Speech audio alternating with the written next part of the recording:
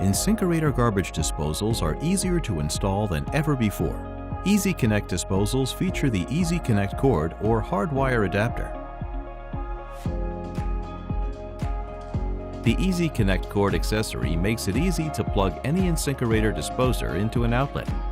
Simply insert the terminal plate cover into the cutout of the bottom of the disposer and push it forward to connect and tighten the screw. You're now ready to plug the unit into the power supply and operate the disposer. The EZ Connect hardwire adapter simplifies a hardwire connection. Begin by examining the wire that comes out from the wall under the sink.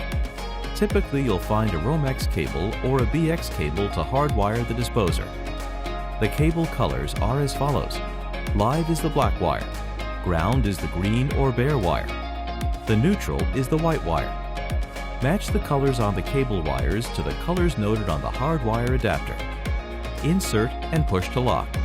Bend the connector 90 degrees and snap onto the terminal plate cover. Next, insert the EZ Connect terminal plate cover into the cutout on the bottom of the disposer. Push it forward to connect power to the disposer and tighten the screw. You're now ready for operation. InSinkErator, kitchen better.